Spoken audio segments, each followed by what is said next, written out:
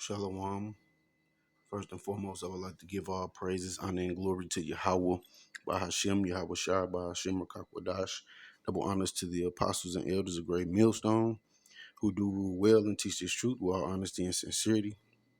Salutations to you, brothers around the four corners of the earth that push this truth with all honesty and sincerity and great diligence to wake up the hopeful elect of Israel.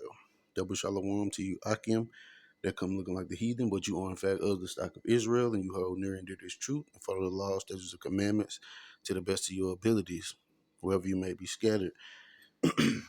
And shalom to the few sincere Akwatim that listen and learn in silence, playing your creation role as the Lord commanded you to, which is in all subjection, reverencing your husbands.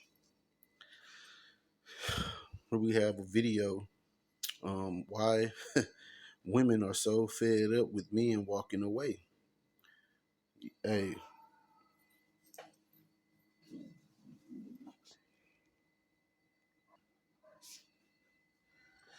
and you have to ask yourself, why are men walking away when a man in his right mind, his true nature is to take care of his woman, his children, his family, to be that provider, protector. So why would men walk away? It's because these women are not presenting themselves as anything to provide for or protect, man. Majority. You still have some women that are, shamefaced, you know, not gathers abroad and just abusing themselves to overmuch liberty, dress modest, but it's far and few in between. When you look at today's culture, especially of Israelite women, hell, majority of women in America, man, is Western civilization. They're not in their creation role. They're not operating in their creation role, man. I'm gonna play a little bit of this and grab some precepts, and Lord willing, you be edified.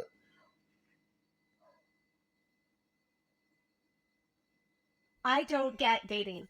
I've been going on dates for the past 2 weeks. When I say I'm not satisfied, Fellas, the ladies are fed up, including me. They've been single for so long. Recent survey revealed that nearly 60% of women aged 18 through 35 express feelings disillusioned with traditional relationships, with many citing a desire of independence over partnership.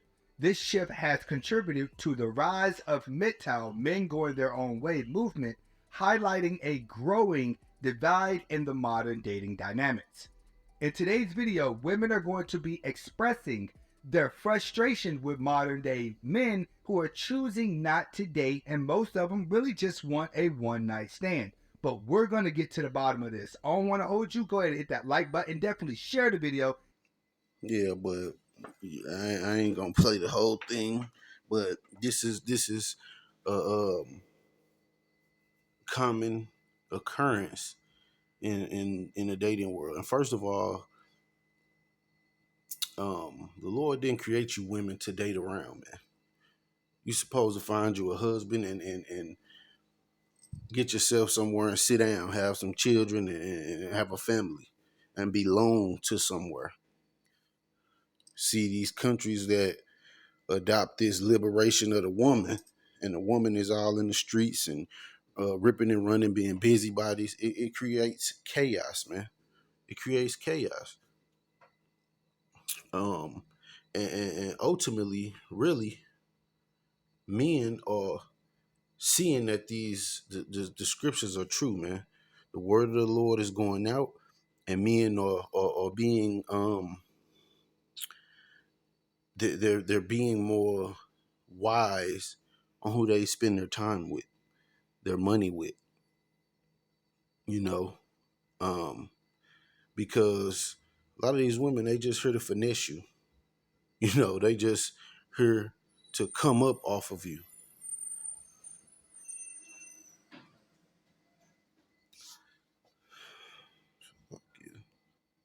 And with, the scriptures coming out and being proclaimed on a large scale for men all over the world, other men who hear these words are being their eyes are being opened up to what is going on. You see, they seeing in the scriptures that, oh, a woman is supposed to be this way. Oh, a man is supposed to carry himself this way. Oh, I shouldn't tolerate this, or oh, I shouldn't put up with this. Totally in opposition to how America tries to lay heavy burden on men and teach them that they just supposed to deal with anything that the woman puts out, and that's not true according to the scriptures. So, first of all, let me go to the book of Psalms 119.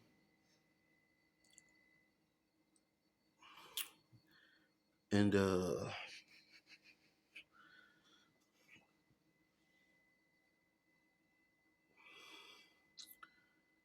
I started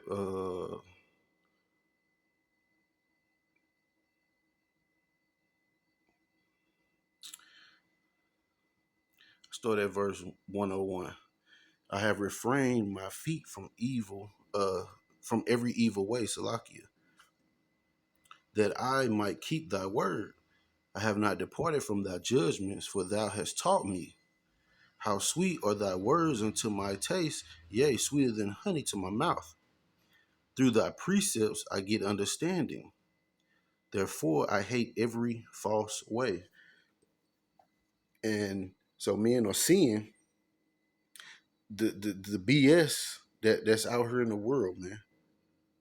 And they getting understanding through the precepts of these scriptures, man.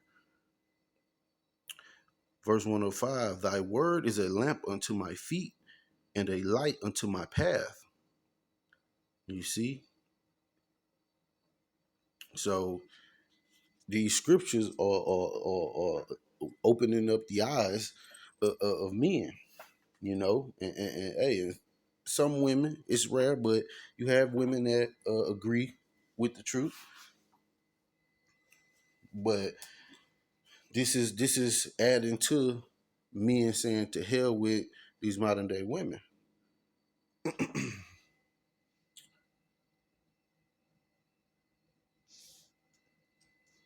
We go to the book of Proverbs,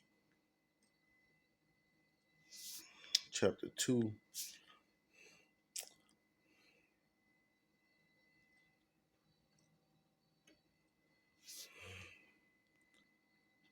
And I started from the top. My son, if thou wilt receive my words,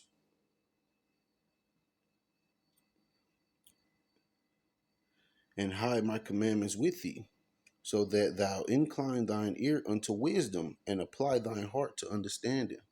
Your heart is your mind, la'ab in the Hebrew. If thou criest after knowledge, and liftest up thy voice for understanding, if thou seekest her as silver, and searchest for her as for hid treasures, then shalt thou understand the fear of the Lord, and find the knowledge of Yahweh.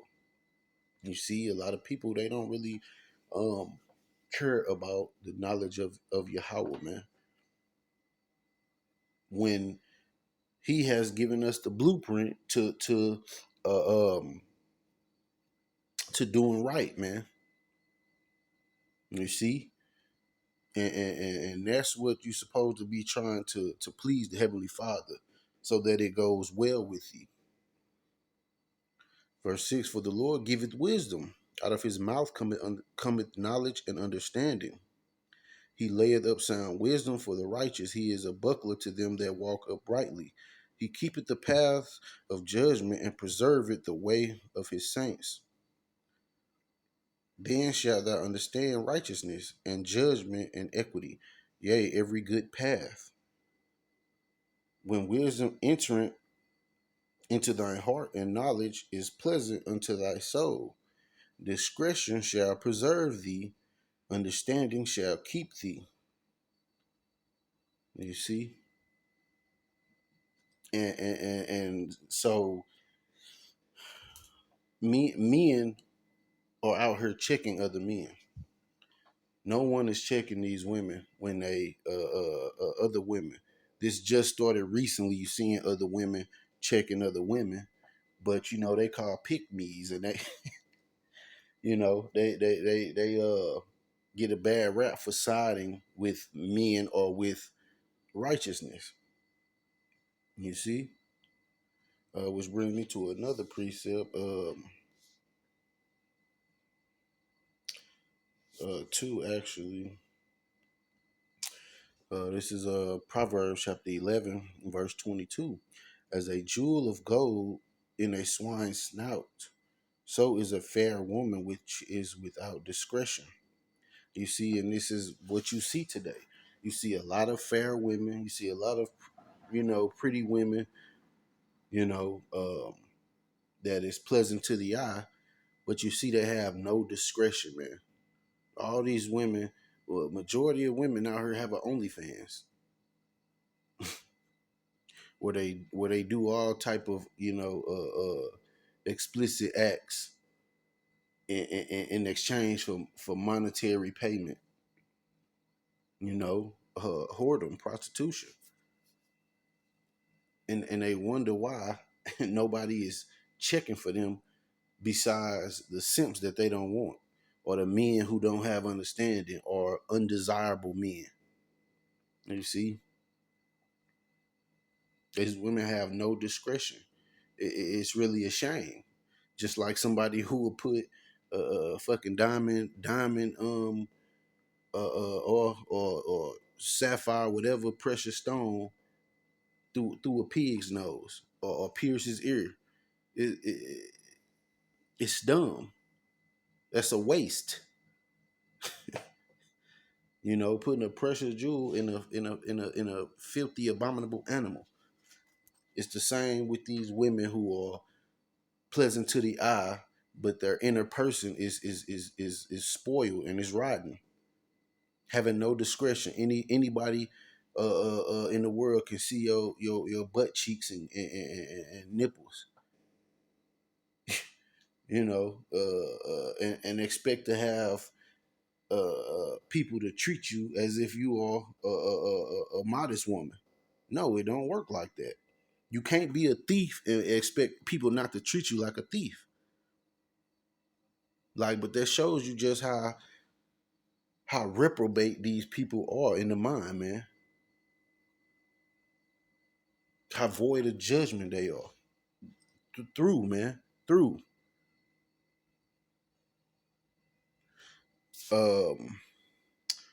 It bring me to another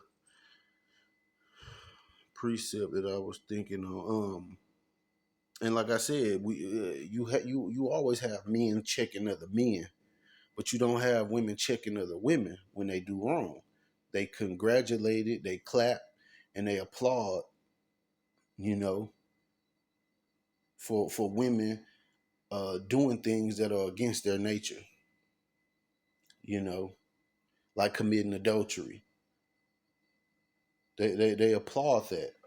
A woman destroying her household, breaking up her family. They applaud that. But hey, this is in the scriptures, man.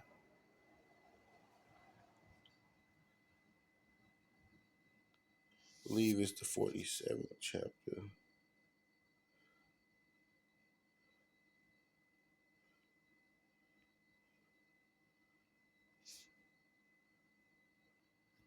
This is Ecclesiastes, Ecclesiasticus or Sirach 42. And I start at verse 9. The father waketh for the daughter when no man knoweth, and the care for her taketh away sleep. When she is young, lest she pass away the flower of her age, her in her youth, her virginity, flower of her age, and being married, lest she should be hated. You see?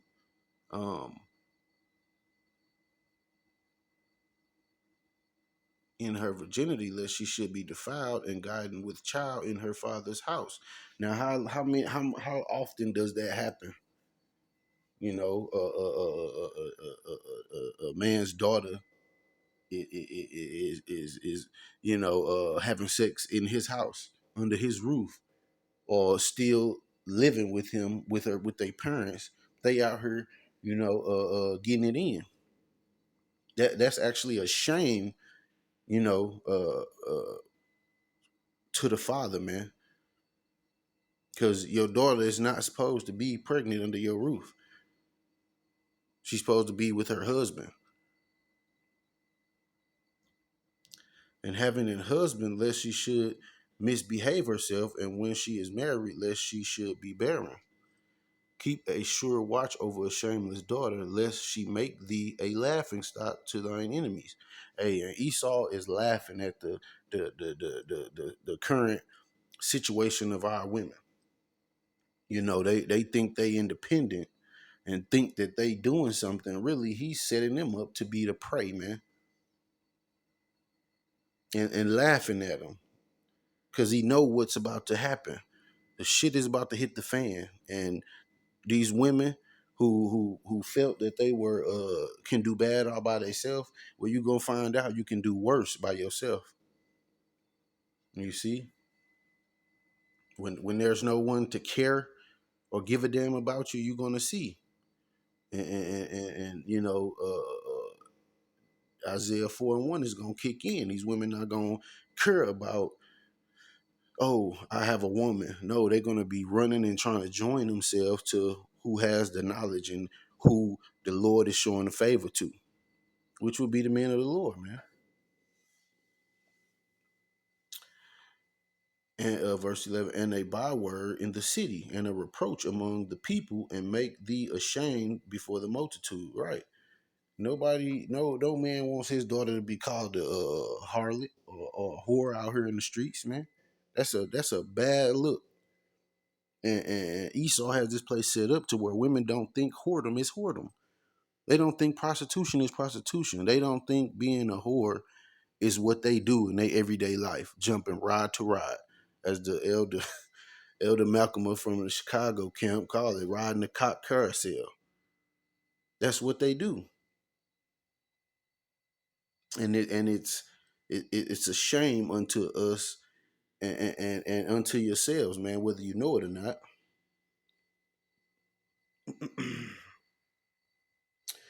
Let me jump. Behold, not everybody's beauty, and sit not in the midst of women.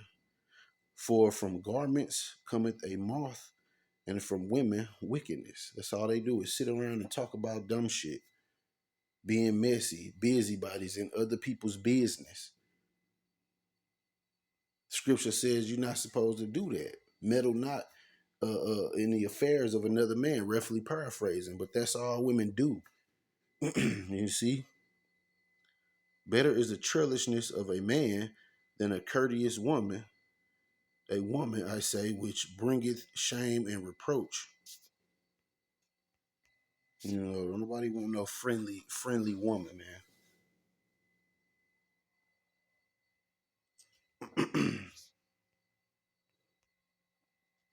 Let me go to the book of Second Ezra, 16.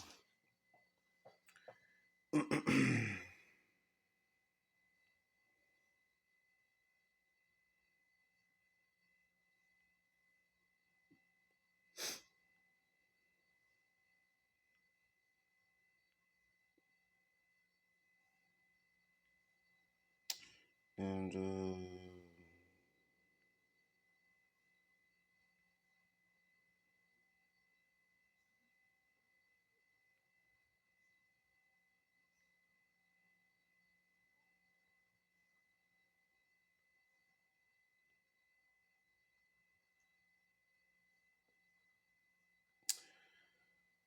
verse 49, like as a whore envieth a right, honest, and virtuous woman, so shall righteousness hate iniquity when she decketh herself, and shall accuse her to her face when he cometh. shall defend him that diligently searcheth out every sin upon earth. And verse 49, I brought this out because these whores, they envy the right and honest woman, a virtuous woman. And you see them always trying to coerce them into whoredom, adultery, all these things because of misery loves company.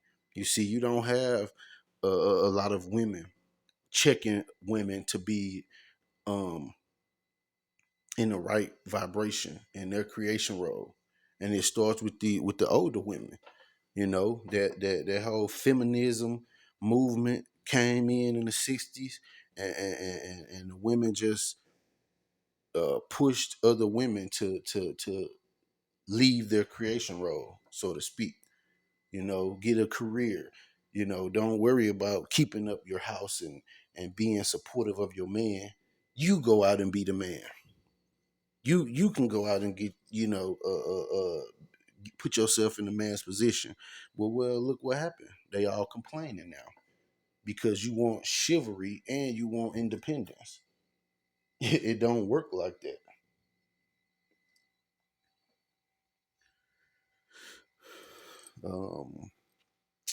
Let's go to the book of Romans, chapter 1, and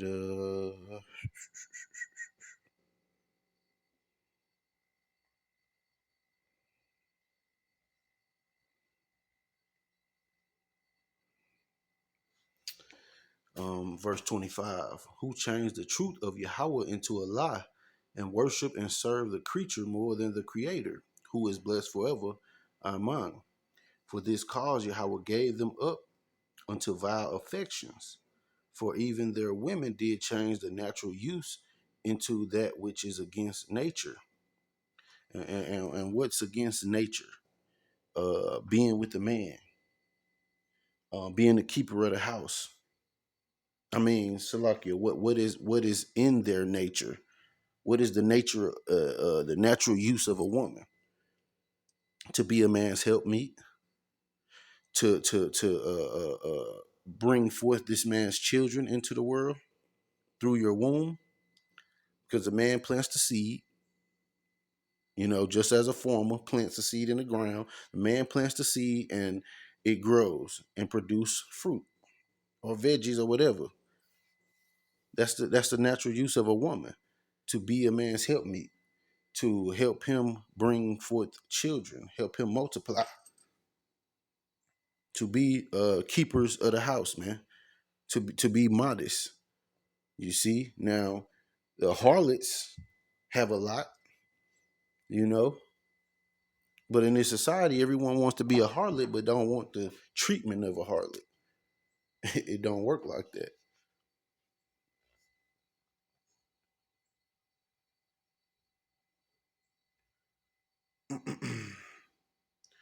Let's go to book of Genesis 2.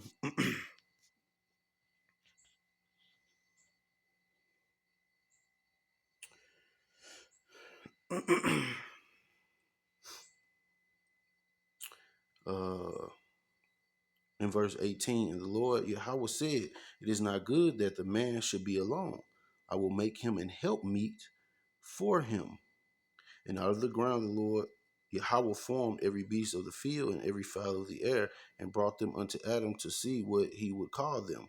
And whatsoever Adam called every living creature, that was the name thereof. And Adam gave name to all the cattle and to the fowl of the air and every beast of the field. But for Adam there was not found an helpmeet for him. And the Lord Yahweh caused a deep sleep to fall upon Adam, and he slept, and he took one of his ribs and closed up the flesh instead thereof, and the rib which the Lord Yahweh had taken from man, he made a woman and brought her unto the man. So he a close kin of Adam, and brought her to him.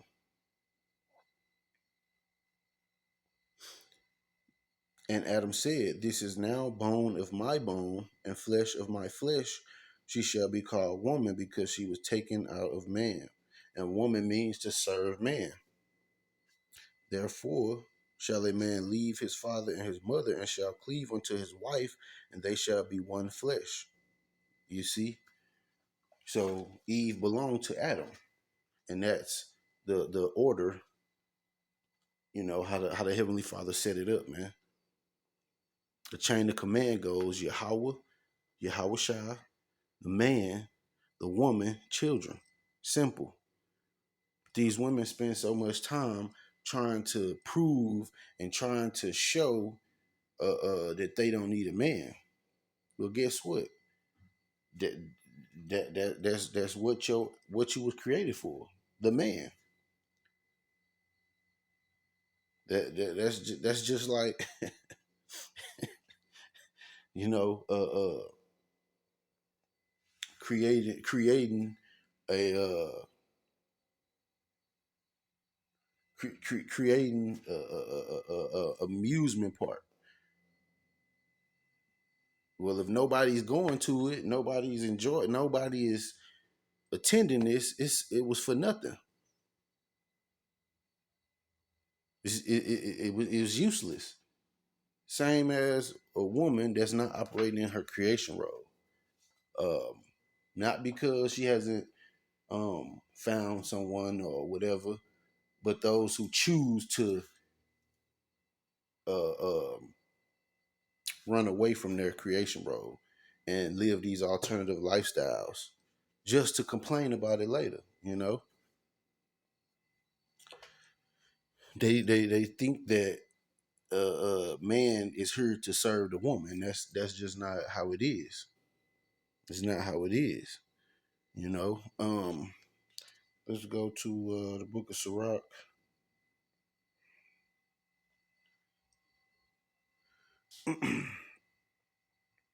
Chapter 26.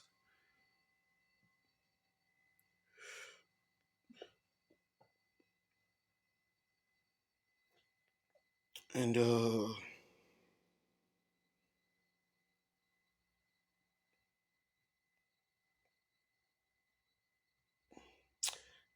matter of fact,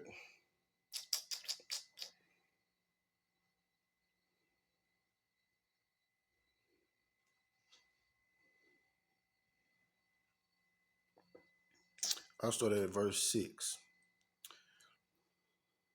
But a grief of heart and sorrow is a woman that is jealous over another woman, and a scourge of the tongue which communicateth with all. Hey, and these women are definitely jealous over each other, and that's it really shouldn't be, but this is Esau's kingdom or queendom, and so he has you women minds discombobulated into um, being jealous, wanting to pluck your own house down, wanting to see your man crash and burn, or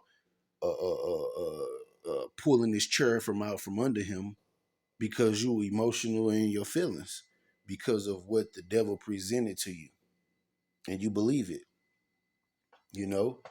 Scripture says that a man can have multiple wives. Hell, Isaiah 4:1 says that 7 women gonna join to one man, but it just takes some danger to be present, and the alternative life that Esau presented to you to be taken away. You see, an evil wife is a yoke shaken to and fro. He that hath hold of her is as though he held a scorpion.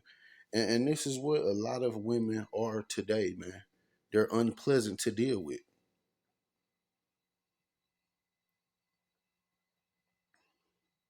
A drunken woman and a gatherer abroad causes great anger, and she will not cover her own shame. These women don't cover their shame. They let it all hang out, man. Proud of it. And see, these are the scriptures that you ain't gonna hear in the Christian church, because it basically wants you to, they want you to feel good about your sin. They want you to keep doing it so you can keep coming back in the same state and never change. So all they gotta do is play a certain little tune on Sunday, make you feel something, give in the plate, and repeat. You don't change. And if you do change, you change into believing some bullshit that the church is teaching. Verse 9, the whoredom of a woman may be known in her haughty looks and eyelids. Makeup is a $1 billion industry. And they get rich off of the woman's insecurities. How a woman always saying, "Oh, he insecure because he don't want me to go out showing my ass and wearing revealing clothing." No, that's a shame, man. For other men to be able to see your woman, and that's all they do. Put this makeup on and go out and pretend to be somebody that they not. At the same time, while looking for a real man. If thy daughter be shameless, keep her in straitly, lest she abuse herself through overmuch liberty. And that's what Esau gave you women, over much liberty. And what do you do with it? You abuse yourselves, man. You get yourselves in these situations and you looking for a man to bail you out. A man bail you out, and then it's to hell with him. You get yourself in another situation. Now you were looking for somebody to constantly bail you out. You don't want to listen and take heed to a man. You just want them there to pull you out your shit. And they wonder why men are just saying, you know what, we'll get a passport, we'll deal with women outside the country, or they just coming up with the $40.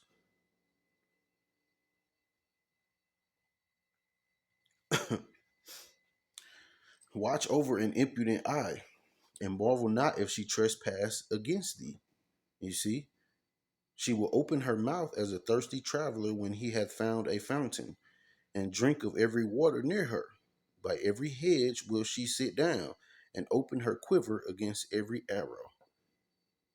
So she gonna bust down, man. When you give these women liberty, that's what they do. That's why it's a lot of men finding out that the children they thought was theirs are not theirs, because that woman had liberty to go here and to go there and to meet this guy and men are seeing. It's just not beneficial to men or for men to be dealing with women on that level. Ain't no trust, you see.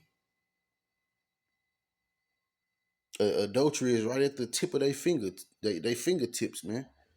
It's just not worth investing into a woman who cannot be instructed, who doesn't take instruction well, who doesn't listen, who does not fear the Lord. Just put it like that.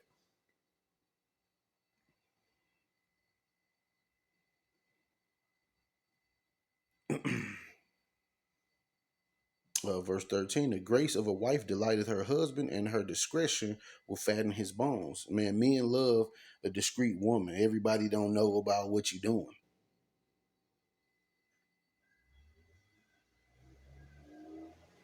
A silent and loving woman is a gift of the Lord, and there is nothing so much worth as a mind well instructed.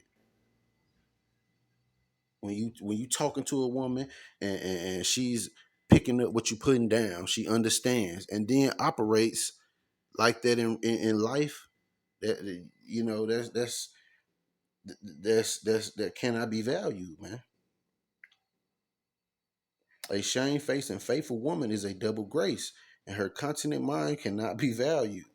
You see, so all these women who talking about a pick me, so-called pick me, is the better option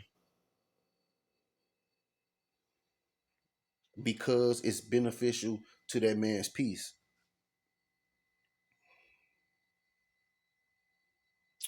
Uh,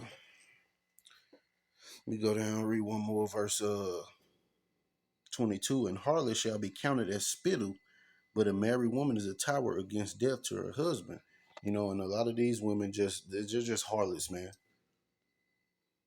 So that's why they complaining about not getting the results that they used to be able to get, because this truth is going out, man, and men are seeing that you majority of these women are a headache and not a helpmeet.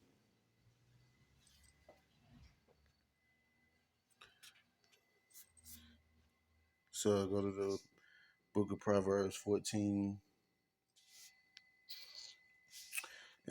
Every wise woman buildeth her house, but the foolish pluck it down with her hands. You see, example of a woman plucking her house down. You know, divorcing her husband, taking the children, putting them on child support, getting this alimony. You plucked your house down. Oh, he think I'm finna share or something, but guess what? That's how you build wealth. That's how you beat the system. Now, just imagine if your husband has another wife. Okay, you both have children. You two work together, keep up the house. Your workload is split in half or thirds. You see, everybody can come together. All the funds come together so that there is no struggle. You see, if you have a business, your children are your first employees, and you save and build. You save, you build. But you know, women not in that mindset. All they are focused on is me, me, me. You see,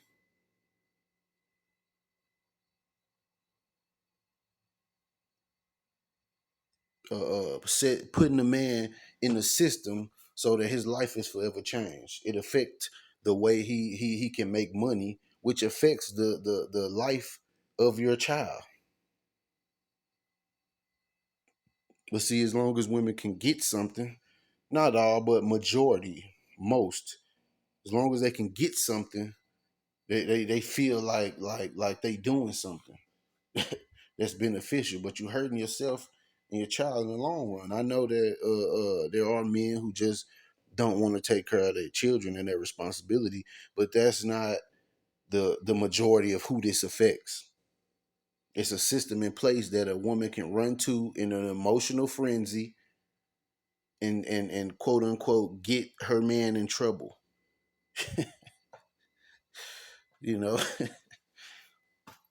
you know, you like sleeping with the enemy, man. You can run to another man to try to sick him on your. Hey, man, these women are bugged out. But hey, this is the times that we in. This is why a lot of women gonna feel the heat, so to speak. You know, physical and literal. Um, let's go to the book of Titus, chapter 2, and verse 3. You know, because this is how the older women were supposed to um, be getting on the younger women. The aged woman likewise, that they be in behavior as becometh holiness, not false accusers, not given to much wine, teachers of good things. And in these times, we have a lot of unholy women, a lot of women that do bring up false accusations, drunk ass women, and women that teach all the wrong shit. They teach you how to manipulate a man and not how to be in subjection to a man. That they may teach the young women to be sober, to love their husbands, to love their children. to be discreet, chaste, keepers at home. You see, so you ain't out here with the OnlyFans. You ain't out here just on the carousel. You ain't in the streets. Good, obedient to their own husbands, that the word of Yahweh be not blasphemed. But guess what? These women would rather be obedient to pastor. You see, they rather be obedient to the boss at their job. And the man is, they man is the last to get the respect. They have more respect for their children. Men just tired of it. We can do okay by ourselves, man. You see.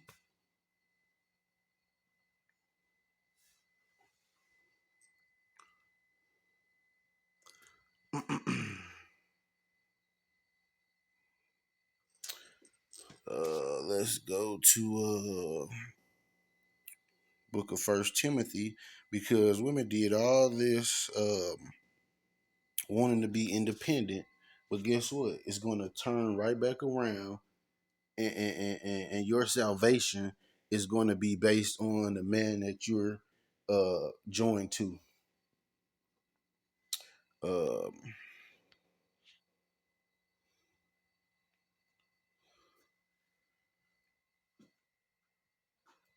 this is First Timothy 2 and 9. In like manner also, that women adorn themselves in modest apparel with shamefacedness and sobriety, not with broidered hair or gold or pearls or costly array. Now, these days, women got every color in their head except a natural one: blonde, pink, green, blue. Some Powerpuff Girl, looking crazy,